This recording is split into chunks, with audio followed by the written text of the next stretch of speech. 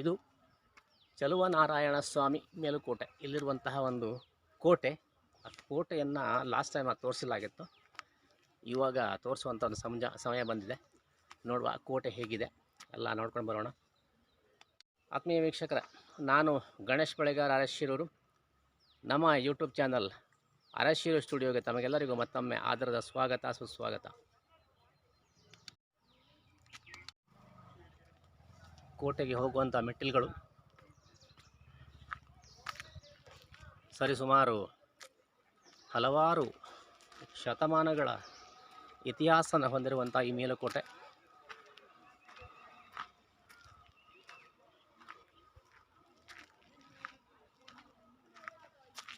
ಮೇಲುಕೋಟೆ ಮಂಡ್ಯ ಜಿಲ್ಲೆ ಪಾಂಡವಪುರ ತಾಲೂಕಿನಲ್ಲಿದೆ. ಶ್ರೀ ಚಲುವನಾರಾಯಣ ಸ್ವಾಮಿ ಮತ್ತು ಶ್ರೀ ಯೋಗ ನರಸಿಂಹಸ್ವಾಮಿ ಈ ಕ್ಷೇತ್ರದಲ್ಲಿ ನೆಲೆಸಿದ್ದಾರೆ.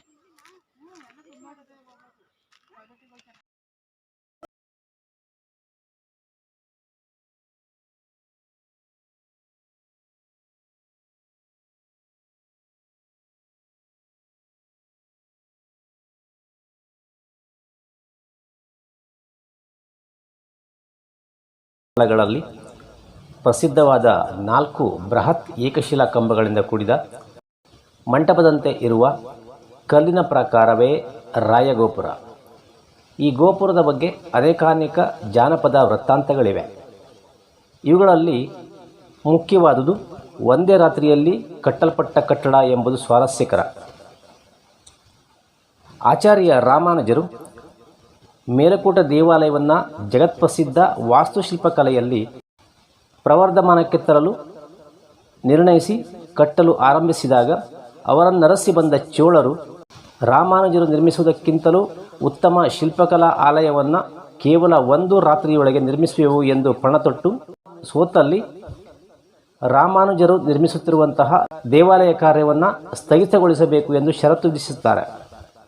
ಅದರಂತೆ ಕಾರ್ಯತೊಡಗಲು ಇತ್ತ ಚೋಳರು ನಿರ್ಮಿತ ಶಿಲಾದೇಗುಲವು ಬಹುಪಾಲು ರಾತ್ರಿಯ ಅರ್ಧ ಜಾವದೊಳಗೆ ಮುಕ್ತಾಯವಾಗುವತ್ತ ಬಂದಿರುವುದನ್ನು ತಮ್ಮ ದಿವ್ಯದೃಷ್ಟಿಯಿಂದ ಅರಿತ ಶ್ರೀ ರಾಮಾನುಜರು ತಿರುನಾರಾಯಣ ದೇವಾಲಯ ಕೆಲಸ ಕೆಟ್ಟೀತು, ಚೋಳರ ಈ ಆಲಯ ನಿರ್ಮಾಣವಾದರೆ ಎಂದು ಮನಸ್ಸಿನಲ್ಲಿ ಎಣಿಸಿ ಚೋಳರು ನಿರ್ಮಿಸುತ್ತಿದ್ದ ದೇವಾಲಯದ ಕಟ್ಟಡದ ಅನತಿ ದೂರದಲ್ಲಿ ಬಂದು ಕೋಳಿಯ ರೂಪದಲ್ಲಿ ಕೂಗಲು ಇತ್ತ ಚೋಳರು ಬೆಳಗಾಯಿತೆಂದು ಭ್ರಮಿಸಿ ಕಟ್ಟುತ್ತಿದ್ದ ದೇವಾಲಯ ಕೆಲಸವನ್ನು ಅರ್ಧದಲ್ಲೇ ಸ್ಥಗಿತಗೊಳಿಸಿ ನಿರ್ಗಮಿಸಿದರೆಂದು, ಅಂದಿನಿಂದ ಆ ಸ್ಥಳವು ನಿರ್ಮಾಣ ಹಂತದಲ್ಲಿಯೇ ಹಾಗೆಯೇ ಇರುವುದೆಂದು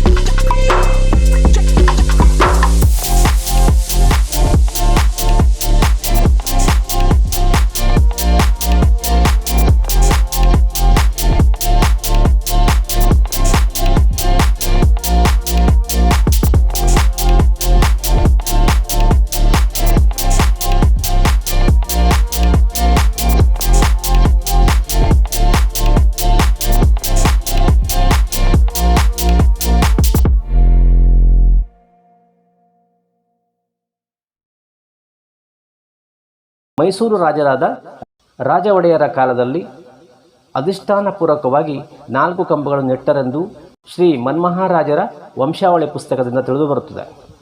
ಒಟ್ಟಿನಲ್ಲಿ ಇಂದು